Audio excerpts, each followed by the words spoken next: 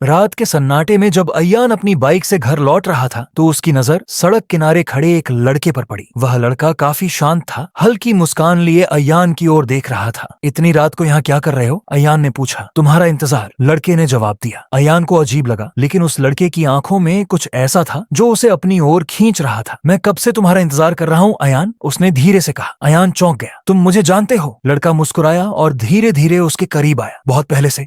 चलो तुम्हें कुछ दिखाता हूँ। अय्यान को अजीब तो लग रहा था, लेकिन न जाने क्यों वह उसके साथ जाने को तैयार हो गया। वे दोनों घने जंगल की ओर बढ़ने लगे। रास्ते में लड़का बेहद आकर्षक बातें करता रहा, जैसे वह अय्यान के मन की हर बात जानता हो। अचानक लड़का रुका और अय्यान की ओर मुड़ा। तुम्हें पता है अय्यान, मैं कौन हूँ? अय्यान ने सिर हिलाया। लड़का मुस्कुराया, लेकिन इस बार उसकी आंखों में अजीब सी चमक थी। मैं वही हूँ जिससे तुम रोज सपनों में मिलते हो। मैं तुम्हारी आत्मा का हिस्सा हूँ, लेकिन मैं इंसान नहीं हूँ। मैं यहाँ बहुत समय से तुम्हारा इंतजार कर रहा था। अय्यान पीछे हटने लगा। ये मजाक है ना? लड़का धीरे धीरे अय्यान के करीब आया और उसकी आंखों में गहराई से देखा। अचानक अय्यान के चारों ओर सब कुछ घूमने लगा। एक ठंडी हवा चली और जंगल का माहौल डरावना हो गया। तुम कोई इंसान नहीं हो। अय्यान की आवाज कांप रही थी। मैं एक आत्मा हूँ अय्यान, और तुम मेरे बिना अधूरे हो। अचानक अय्यान को अपने शरीर में अजीब सा कंपन महसूस हुआ। वह चीखना चाहता था, लेकिन आवाज नहीं निकली। लड़के ने उसे अपनी बाहों में भर लिया और अय्यान ने खुद को पूरी तरह उस रहस्यमयी आकर्षण में बहते हुए पाया।